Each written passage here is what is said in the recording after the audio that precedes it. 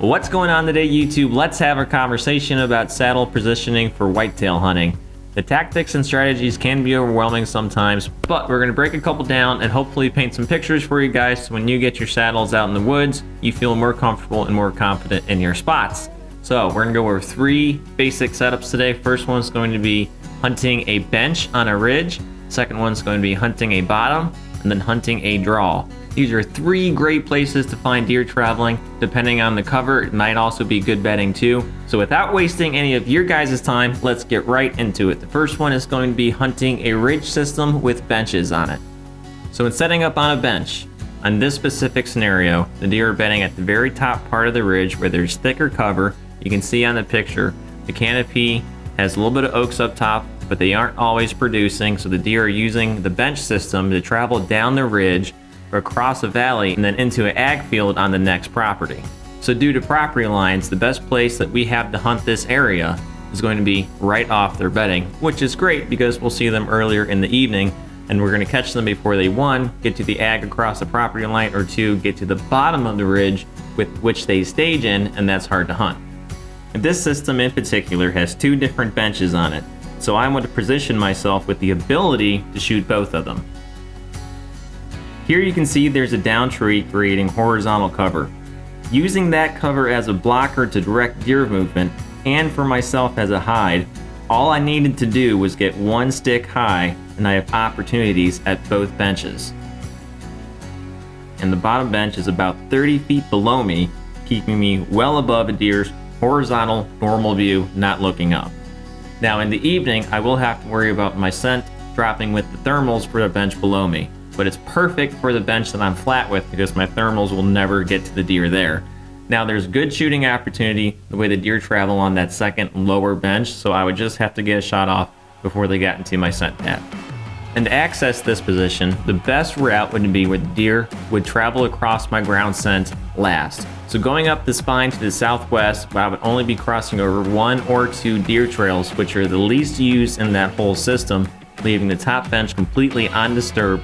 So if there's not an opportunity on a deer that evening, the deer are none the wiser. And here's a behavior that we see deer do quite often. When they first get out of their beds, they don't just sprint to the food. They'll get up, stretch, mill around a little bit, scent check and vision check the area.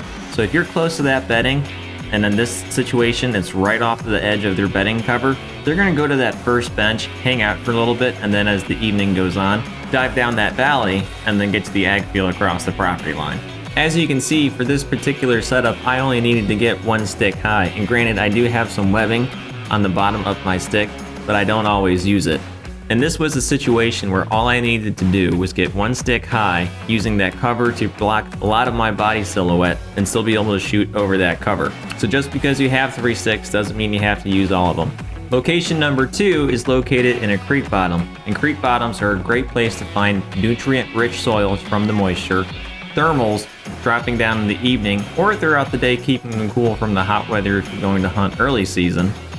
And in this particular scenario, there's a steep ridge just off the bottom of this creek, and that ridge hosts quite a few oak trees and quite a few walnuts. So what has happened over the years is that walnuts fall off those trees, run down the ridge following gravity, and now there's a plethora of mature walnut trees there in the bottom, which creates great saddle positioning for deer. Reason being, the main lead for a walnut tree is oftentimes quite thick until it starts to branch out up top. So if you know where the deer are going to be traveling from, you can actually hide your silhouette behind that main lead of the tree and then have yourself in a shooting position by the time the deer gets to your shooting lanes.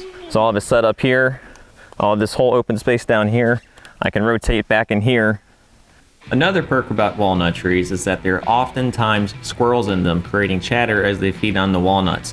So deer are used to hearing a little bit of noise in that area. So if you're walking on the ground and the leaves are crunching, or you're up in your tree and you scrape the bark a little bit, deer are pretty used to that because there are constantly squirrels in walnut trees. I'm not saying you can get away with it every time, but just a little bit of mistakes on the hunter's end might be able to slip by just because the deer are used to hearing squirrels in that area.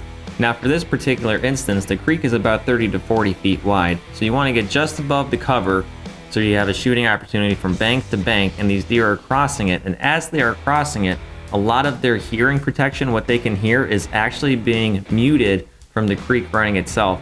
giving the hunter another great opportunity to get a draw back on these deer before they reach the creek edge. Anytime nature creates cover for a hunter, it's great to capitalize on it, giving yourself the advantage. And once I got 2 sticks high in that walnut tree, I could tell that was all the higher I needed to get above the cover, have access to all the shooting lanes that I needed to, and still have the lead be thick enough to block my silhouette from the deer. If you're going to run a second cis hauler, you have to keep this in mind. Say a deer's coming down behind you or going off to your weak side, you got your bow in your hand, and you're gonna go with the pass-through shot underneath your tether. If you're hugging the tree, there's a chance that your cis hauler could grab the bark.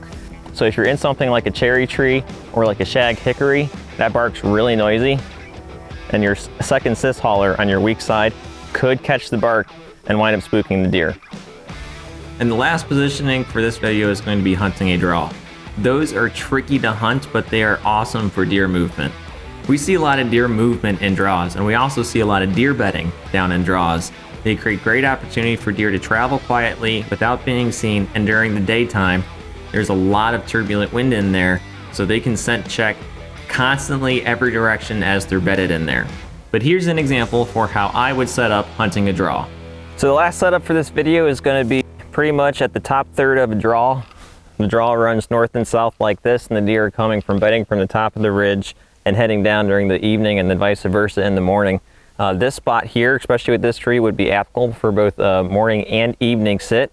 The big thing about hunting a draw is you are going to have turbulent wind because of the thermals and the day winds mixing constantly throughout the day. So you really have to predict where the deer are coming from and when.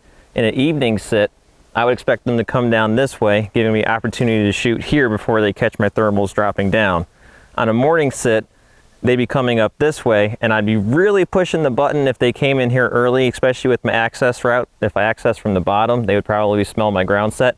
If I access from the top, they probably wouldn't, but depending on how early I got in here, my thermals still might be dropping down. So the higher up I get in this tree, the better. However, you can see this branch that's rocking off to the south here. That is a great piece of cover, and pretty much the only piece of cover that's going to keep me from being skylined. So I'll show you how I'll set up in this tree. So now in this position, I'm actually at my shooting height. So I want to keep my bow on this side. So when deer comes through the draw, I can rotate over and have my body on this side of the tree. And these are going to be my shooting positions. And yeah, it's definitely a very limited position. Branch over here that's giving me cover. I have this larger maple tree behind me that's going to be giving me a little bit of backdrop cover. And here, my feet are just about level with the top of this ridge. So no matter which way the wind's going to be going, it's going to be less turbulent up here. So if my wind is going that way and my scent's traveling that way, the deer in the bottom may not wind me just because my scent's going to stay above them, especially in the morning when the thermals are rising. It seems like every setup is just a little bit different, and the worst part about picking the setup is second guessing yourself on the kill tree. So make sure you do your scouting, do your research, know what the deer are going to be doing and when, and pick that kill tree with confidence so you can spend less time on the ground worrying and more time in your saddle shooting deer. Happy hunting. A little piece of information for you. Let's say you bought this platform, and this is the Predator, and it comes with this cinch strap that has the buckle on it. And if you bought it, you might have had the tink tink tink before. So here's a quick tip. Remove it. Get your 8mm with the Prusik rope on it, but you don't need the carabiner. Take your eyelet.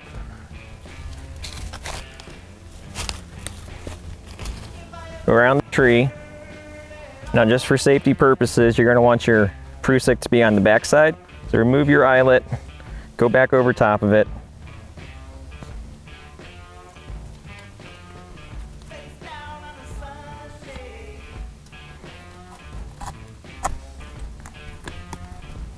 You can cinch it down like that. And this is a great way to secure your platform to the tree without having any metal on it. And this is actually how I secure mine to the tree all the time. I started doing this last year, and I've never once had an issue hunting in warm, cold, snow, rain, and sun. Never once had an issue with this slipping. So that's a great tip for you. It's sturdy, it's strong. The Prusik knot's rated up to 3,000 pounds before slipping on an 8mm rope. 100% recommend, because you will not have any metal hitting that platform on the setup or taking it off the tree.